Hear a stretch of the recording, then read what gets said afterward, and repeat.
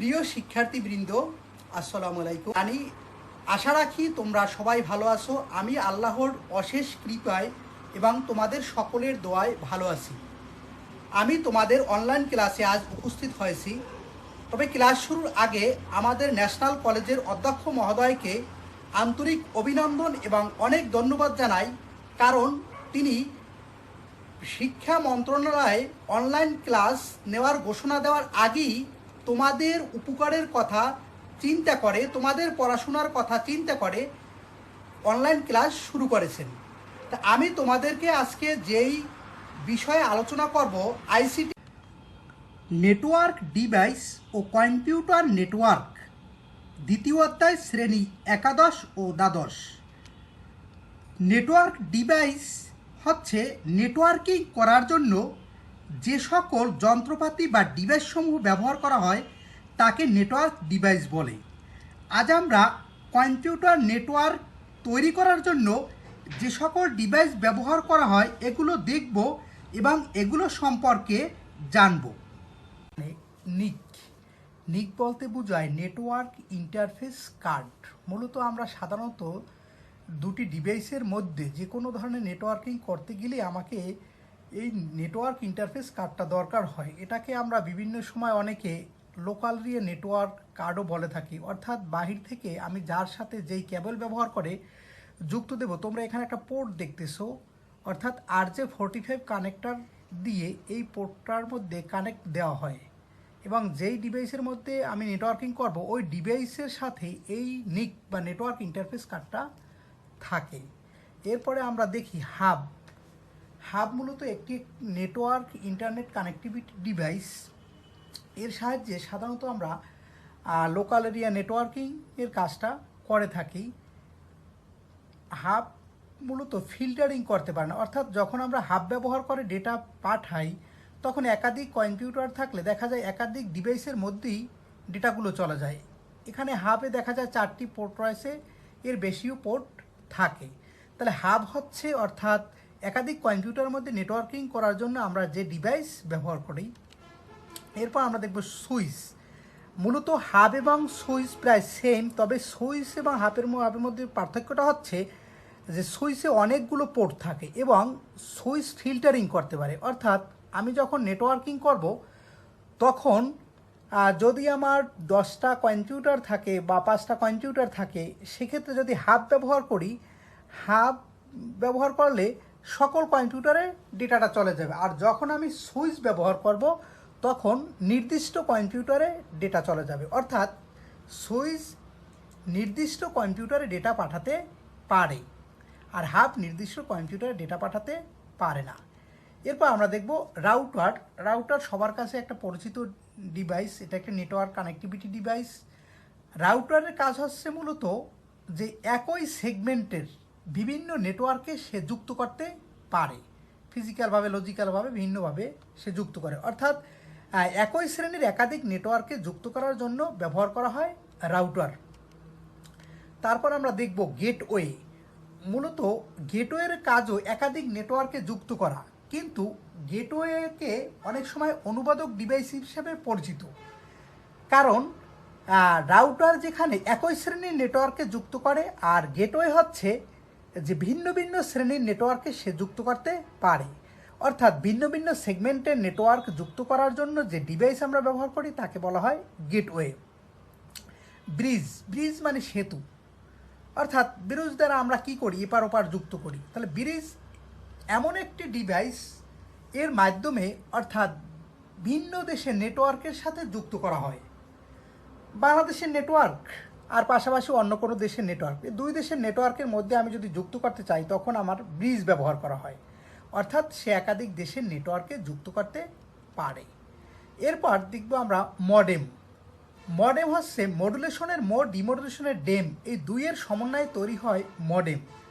Modem মূলত কাজ করে অ্যানালগ ডিভাইসকে ডিজিটাল ডিভাইস অর্থাৎ অ্যানালগ সিগন্যালকে ডিজিটাল সিগন্যাল এবং ডিজিটাল সিগন্যালকে অ্যানালগ সিগন্যালে রূপান্তরে কাজ করে মডেম। অর্থাৎ কোনো ডেটা যখন ইলেকট্রোম্যাগনেটিক স্পেকট্রাম ব্যবহার করে আদান প্রদান হয় তখন ডিজিটাল সিগন্যালটা যেতে পারে না।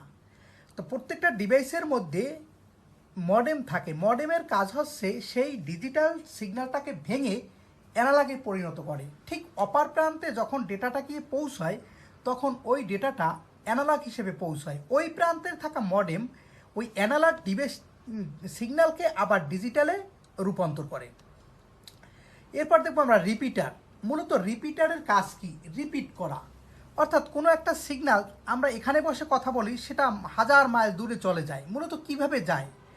এই কথাটা যে কোনো সাউন্ড বা যে কোনো সিগন্যাল যেতে যেতে একটা সময় সে দুর্বল হয়ে যায়। যখন দুর্বল হয়ে যায় ঠিক ওইখানে একটা রিপিটার বসানো থাকে। ওই রিপিটার ওই সিগন্যালটাকে আবার পুনরায় রিপিট করে, তখন সে আবার পুনরায় চলতে থাকে। অর্থাৎ কোনো দুর্বল সিগন্যালকে সবল সিগন্যালে পরিণত করে যেটা পাঠানোর জন্য রিপিটার ব্যবহার করা হয়। রিপিটারের কাজ হচ্ছে রিপিট করা। দুর্বল সিগন্যালকে সবল বা শক্তিশালী করে প্রেরণের জন্য যে ডিভাইস আমরা ব্যবহার করে থাকি তাকে বলা হয় রিপিটার। তাহলে আমরা এই ডিভাইসগুলোর সমন্বয়ে যে নেটওয়ার্কিং তৈরি হয় সেই নেটওয়ার্কটা আমরা দেখব। অর্থাৎ এতক্ষণ আমরা এই ডিভাইসগুলো দেখেছি, এই ডিভাইসগুলোর ব্যবহার দেখব। অর্থাৎ এই ডিভাইসগুলো ব্যবহার করে কীভাবে একটা নেটওয়ার্ক তৈরি করা হয়। তা আমরা প্রথমে আসি ভৌগোলিক দূরত্ব অনুযায়ী কম্পিউটার নেটওয়ার্ক মূলত 4 প্রকার। এখানে 4 প্রকারগুলো হচ্ছে, প্রথমত প্যান মানে পার্সোনাল এরিয়া নেটওয়ার্ক, তারপর হচ্ছে ল্যান লোকাল এরিয়া নেটওয়ার্ক, তারপর হচ্ছে ম্যান মেট্রোপলিটন এরিয়া নেটওয়ার্ক, তারপর হচ্ছে ওয়ান ওয়াইড এরিয়া নেটওয়ার্ক। অর্থাৎ এই 4টি নেটওয়ার্ক সম্পর্কে আমরা একটু চিত্র দেখব কীভাবে তৈরি হয় এবং এ সম্পর্কে জানব।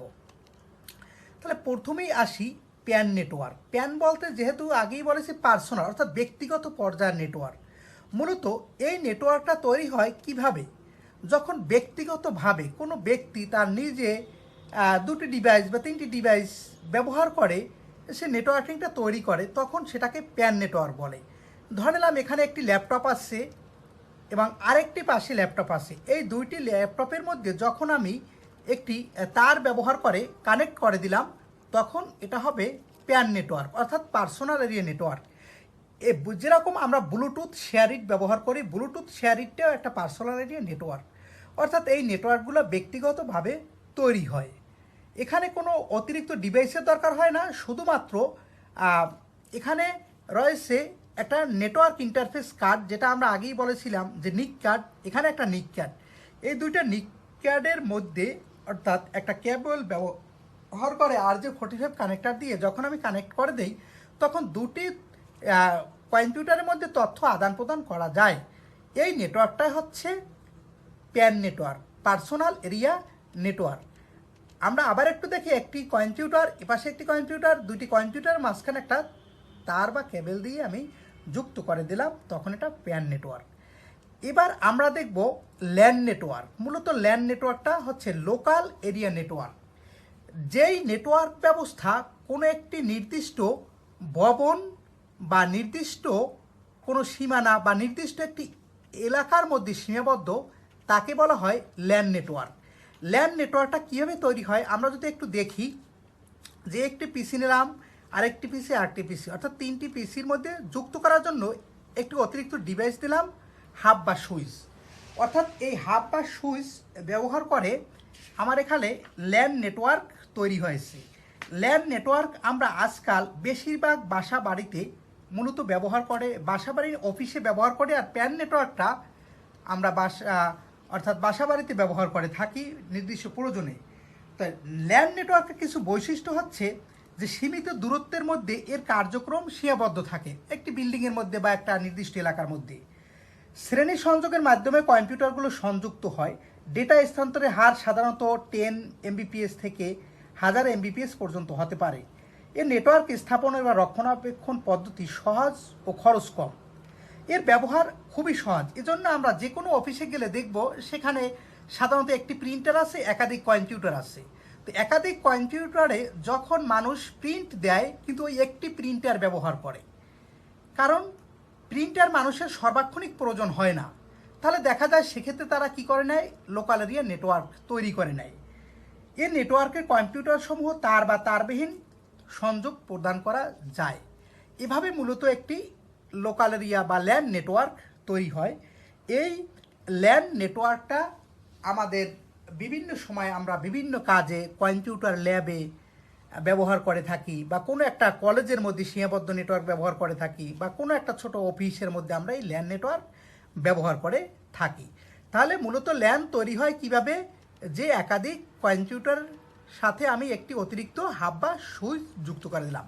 তবে একটু বলে নেই, আমরা যে এর আগে হাব দেখে আসছি, যদি আমি হাব ব্যবহার করি এখানে, তাহলে এই কম্পিউটারটা যদি এই কম্পিউটারে ডেটা পাঠাতে চায়, তাহলে দেখা যায় যদি আমি হাব ব্যবহার করি, ডেটাটা পাঠিয়ে দিলে এই কম্পিউটারও যাবে, এখানেও যাবে। কিন্তু আমি যদি সুইচ ব্যবহার করি, তাহলে এই কম্পিউটার যদি ডেটা এই কম্পিউটারে পাঠায়, শুধু এই সুইচ এই কম্পিউটারে সে পৌঁছে দেবে। অর্থাৎ এখানে বোঝা যায় যে আগেই আমি বলেছিলাম যে হাব ফিল্টারিং করতে পারে না, সুইচ ফিল্টারিং করতে পারে, অর্থাৎ নির্দিষ্ট বা টার্গেট কম্পিউটার ডেটা পাঠাতে পারে। এরপর আমরা দেখব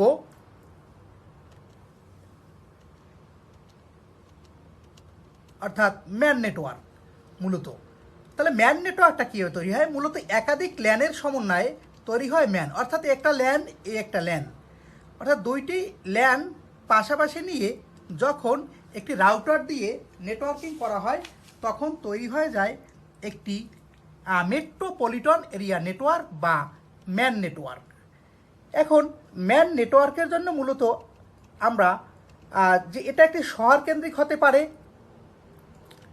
এটা একটা একাধিক শহরের মধ্যে হতে পারে এই নেটওয়ার্ক ব্যবস্থা।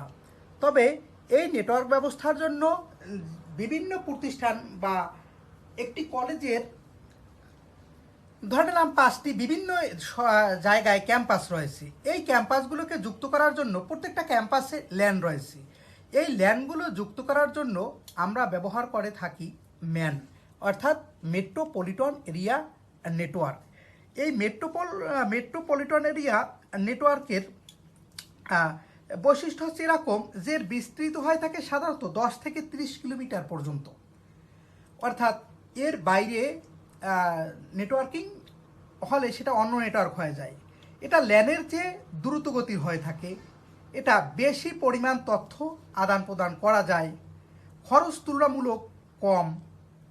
ম্যানের মালিকানা সাধারণত কোনো অর্গানাইজেশন হয়ে থাকে, অর্থাৎ সরকারের বিশাল কোনো লাইসেন্স এরকমও আসলে দরকার হয় না এই নেটওয়ার্কিং তৈরি করার জন্য। কোনো একজন ব্যবসায়ী সে যদি মনে করে তার 10টা প্রতিষ্ঠান রয়েছে, সে 10টা প্রতিষ্ঠান 10টা জায়গায় সে একটি ম্যান নেটওয়ার্ক তৈরি করে নিতে পারে, যাতে সে এক জায়গায় বসে সকলগুলোকে নিয়ন্ত্রণ করতে পারে। তো এই নেটওয়ার্ক ব্যবস্থা মূলত মেট্রোপলিটন বলতে বোঝায় শহর। তাহলে আমরা সহজে যদি সংজ্ঞা লিখি, অর্থাৎ কোনো নির্দিষ্ট শহরের মধ্যে সীমাবদ্ধ নেটওয়ার্ক হচ্ছে ম্যান। আবার এরকমও বলতে পারি যে একাধিক ল্যান, যেহেতু এই একটি ল্যান এই একটি ল্যান, এরকম একাধিক ল্যানের সমন্বয়ে তৈরি হয় ম্যান নেটওয়ার্ক। এরপরে আমরা দেখব ওয়ান নেটওয়ার্ক, অর্থাৎ ওয়ান বলতে বোঝায় মূলত ওয়াইড এরিয়া নেটওয়ার্ক। আমরা প্রথমে একটু দেখে নেই আসলে ওয়াইড এরিয়া নেটওয়ার্কটা কীভাবে ক্ষুদ্র ক্ষুদ্র কম্পিউটার ছোট ছোট নেটওয়ার্ক সমূহ মিলে তৈরি হয় একটি বড় আকারের সারা বিশ্বব্যাপী যেটা ইন্টারনেট বলি, সেটা ওয়ান অর্থাৎ ওয়াইড এরিয়া নেটওয়ার্ক। আমরা এখানে তাকালে দেখতে পাচ্ছি যে কিভাবে ছোট ছোট থেকে অর্থাৎ একটি বড় নেটওয়ার্ক তৈরি হচ্ছে। এই নেটওয়ার্ক ব্যবস্থায় একাধিক ম্যান থাকে, একাধিক ল্যান থাকে, একাধিক প্যান থাকতে পারে, অর্থাৎ এরকম অনেকগুলো ছোট ছোট নেটওয়ার্ক মিলে তৈরি হয় ওয়ান নেটওয়ার্ক। তবে ওয়ান নেটওয়ার্ক তৈরি করার জন্য আমরা গেটওয়ে ব্যবহার করে থাকি। এখন এই ওয়ান নেটওয়ার্ক হচ্ছে সারা বিশ্বব্যাপী যেই নেটওয়ার্ক ব্যবস্থা, তাকে সাধারণত আমরা ওয়াইড এরিয়া নেটওয়ার্ক বলে থাকি। এই ওয়াইড এরিয়া নেটওয়ার্কটা হচ্ছে যে ইন্টারনেট যেটাকে আমরা বলে থাকি, সেটাও একটা ওয়াইড এরিয়া নেটওয়ার্ক, অর্থাৎ প্রশস্ত অনেক বড়। আবার যদি আমরা একটু তাকাই তাহলে দেখি যে ওয়াইড এরিয়া নেটওয়ার্কটা কিভাবে তৈরি হয়, অর্থাৎ ক্ষুদ্র ক্ষুদ্র একাধিক কম্পিউটার দিয়ে ওয়াইড এরিয়া নেটওয়ার্ক তৈরি হয়। তো আমি এই নেটওয়ার্কিংয়ের কিছু বৈশিষ্ট্য বলি, অর্থাৎ বলি তোমাদেরকে যে বিভিন্ন তথ্য পত্র পত্রিকা বই চলতে প্রভৃতি সংগ্রহের কাজে এটি ব্যবহার করা হয়। বিশ্বের যে কোনো স্থানে, যেটা আমরা ইমেল বলি, ফেসবুক বলি, ব্যবহার করি। অর্থাৎ মূলত এটা একটা ওয়ান নেটওয়ার্ক ব্যবহারের ফলে ব্যক্তিগত বা সমষ্টিগতভাবে বোর্ড গঠন করা, অর্থাৎ সারা বিশ্বের সাথে যোগাযোগ করা, সেটা হচ্ছে একটা এই ওয়ান নেটওয়ার্ক। অনলাইন শপিং করা যায়, ক্লাউড কম্পিউটিংয়ের সুবিধা পাওয়া যায়, কম খরচ বিশ্বের যে কোনো স্থানে ভয়েস ও ভিডিও যোগাযোগ করা যায়, কম খরচ ও স্বল্প সময়ে বিশ্বের এক স্থান থেকে অন্য স্থানে যে কোনো ধরনের ডেটা আদান প্রদান করা যায়। সর্বোপরি সমগ্র নেটওয়ার্ক বিশ্বকে টেবিলে বসে, অর্থাৎ একসাথে এটা একত্রিত করা যায়। এই ওয়ান নেটওয়ার্কটাই মূলত হচ্ছে একটি ইন্টারনেট ব্যবস্থা। তবে ভৌগোলিক দূরত্বে এর বাইরেও আরেকটি নেটওয়ার্ক রয়েছে, যেই নেটওয়ার্কটি আসলে বিভিন্ন বই আলোচনা হয় নাই, তবে সেটাকে আমরা বলি ক্যান নেটওয়ার্ক। ক্যান নেটওয়ার্ক হচ্ছে ক্যাম্পাস এরিয়া নেটওয়ার্ক। ক্যান নেটওয়ার্কের বৈশিষ্ট্য হচ্ছে এরকম যে এটি ল্যান্ড নেটওয়ার্কের চেয়ে বড় এবং ম্যান নেটওয়ার্কের চেয়ে ছোট। অর্থাৎ বিভিন্ন ক্যাম্পাসে এটি ব্যবহার করা হয়। মনে করলাম যে BUET campus, duet campus, RUET campus, বিভিন্ন ক্যাম্পাসের মধ্যে সীমাবদ্ধ থাকে। এই নেটওয়ার্ক ব্যবস্থাটাই হচ্ছে ক্যান নেটওয়ার্ক, অর্থাৎ ক্যাম্পাস এরিয়া নেটওয়ার্ক ব্যবস্থা। তো প্রিয় শিক্ষার্থীরা, আশা করি তোমরা নেটওয়ার্কিং ডিভাইস এবং কিভাবে নেটওয়ার্কটা তৈরি হয় সে সম্পর্কে ধারণা লাভ করতে পেরেছো। সবাই ভালো থাকবে, সুস্থ থাকবে, স্বাস্থ্যবিধি মেনে চলবে এবং আমাদের জন্য, আমাদের ন্যাশনাল কলেজের জন্য, তোমার সকল টিচারদের জন্য, আমাদের অধ্যক্ষ মহোদয়ের জন্য অবশ্যই দোয়া করবে। আল্লাহ হাফেজ। নেক্সট ক্লাসে আমি আবার তোমাদের উপস্থিত হব। সবাই ভালো থাকো, সুস্থ থাকো, সবার দীর্ঘায়ু কামনা করছি। আসসালামু আলাইকুম।